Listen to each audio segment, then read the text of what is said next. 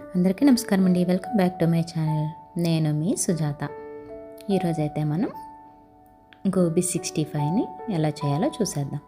గోబీ 65 అంటే డ్రై గోబీ 65 కాదండి, వెట్ గోబీ 65. చూస్తారు కదండి గోబీ 65 ఎంత బాగా వచ్చిందో. చూడటానికి చాలా బాగుంది కదా, తినడానికి కూడా అంతే బాగుందండి. బయట కొంచెం క్రిస్పీగా, లోపల కొంచెం స్పాంజీగా, చాలా టేస్టీగా అయితే ఉంది.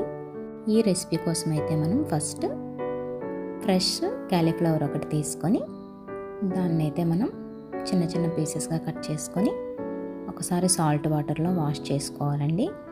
తర్వాత పీసెస్ అనేవి స్టెమ్స్లా లేకుండా కొంచెం చిన్న చిన్న పీసెస్గా కట్ చేసుకొని వాటిని అయితే మనం బాయిల్ అవుతున్న వాటర్లో 70% వరకు కూడా క్యాలీఫ్లవర్ అనేది కుక్ అయ్యేంత వరకు అయితే మనం బాయిల్ చేసుకోవాలండి. చూసారు కదా, ఆల్మోస్ట్ ఇవైతే కుక్ అయ్యాయి. మరీ ఎక్కువగా కుక్ చేయకూడదండి.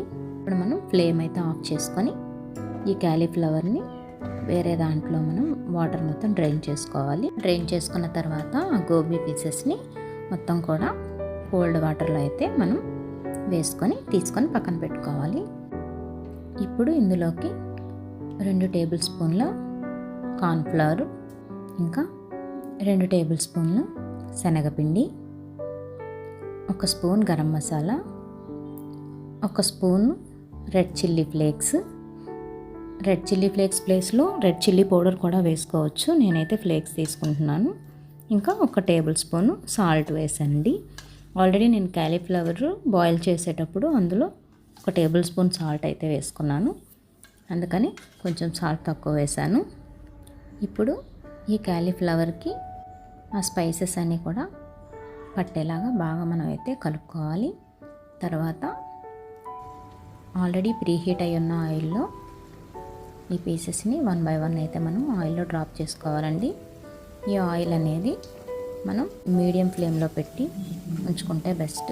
హై ఫ్లేమ్లో పెడితే క్యాలీఫ్లవర్ అనేది పైన మాడిపోయి లోపల అస్సలు కుక్ అవ్వదు. సో అందుకని మనం మీడియం ఫ్లేమ్లో పెట్టి మాత్రమే వీటిని ఫ్రై చేసుకోవాలి. క్యాలీఫ్లవర్ ఆయిల్లో వేసిన వెంటనే మాత్రం మనం టర్న్ చేయకూడదండి. ఒక 3-4 మినిట్స్ అయిన తర్వాత మనం రెండో వైపుకు తిప్పుకోవాలి, లేకపోతే స్టిక్ అయిపోయి సరిగా రావు. చూసారు కదా అండి, ఇవి గోల్డెన్ బ్రౌన్ కలర్ అయితే రావాలి. ఇవైతే కుక్ అయ్యాయండి. ఇలా వస్తే సరిపోతుంది. ఇప్పుడు మనం వీటిని తీసి పక్కన పెట్టేసుకున్నాం. అలాగే మిగిలిన వాటిని కూడా ఇలానే ఆయిల్లో వేయించుకొని తీసి పక్కన పెట్టుకోవాలి. ఇవి మీడియం ఫ్లేమ్లో ఉండటం వలన కొంచెం టైం అయితే పడుతుందండి. అంత తొందరగా అయితే ఇవి ఫ్రై అయిపోవు. సో మనం కొంచెం ఓపికగా అయితే చేసుకోవాల్సి ఉంటుంది. వీటిని తీసుకునేటప్పుడు టిష్యూ పేపర్ వేసి తీసుకుంటే కొంచెం ఆయిల్ ఏమైనా ఉంటే అవి అబ్జార్బ్ చేసుకుంటుందండి. చూసారు కదా, ఆల్రెడీ క్యాలీఫ్లవర్ అనేది లోపల సాఫ్ట్గా, బయట అయితే క్రిస్పీగా అయితే ఉంది. ఇప్పుడు కళాయి స్టవ్ మీద పెట్టుకొని దానిలో 2 టేబుల్ స్పూన్ల ఆయిల్, ఇంకా 2 టేబుల్ స్పూన్లు గార్లిక్ అండ్ 2 చిల్లీ కూడా చాప్ చేసి వేసుకున్నానండి. ఇంకా ఒక బిగ్ సైజ్ ఆనియన్ తీసుకొని దాన్ని కూడా చిన్న చిన్న ముక్కలుగా కట్ చేసి వేసుకున్నాను.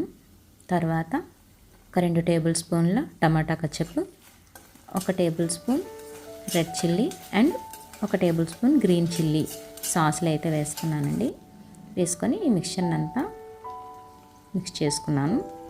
ఇప్పుడు ఇందులోకి 1 స్పూన్ వెనిగర్, ఇంకొక స్పూన్ సోయా సాస్ కూడా వేసి బాగా మిక్స్ చేసుకున్నాను. ఇందులో ఇంకో 2 టేబుల్ స్పూన్ల వాటర్ అయితే యాడ్ చేసి కొంచెం దగ్గరగా వచ్చేంత వరకు ఈ టెక్స్చర్ అనేది కొంచెం సేపు అయితే ఫ్రై చేశానండి. ఇప్పుడు చూసారు కదా, కన్సిస్టెన్సీ ఇలా రావాలి. ఇలా వచ్చిన తర్వాత ఇందులో ఆల్రెడీ మనం ఫ్రై చేసి పెట్టుకున్న క్యాలీఫ్లవర్ పీసెస్ని అయితే యాడ్ చేసుకోవాలి. ఇలా యాడ్ చేసుకున్న తర్వాత ఈ సాస్లన్నీ కూడా పీసెస్కి బాగా పట్టేలాగా మనమైతే కలుపుకోవాలి. ఆల్మోస్ట్ సాస్ అంతా కూడా ఈ పీసులు పీల్చుకునేలాగా మనం కొద్దిసేపు అయితే ఫ్రై చేయాలి.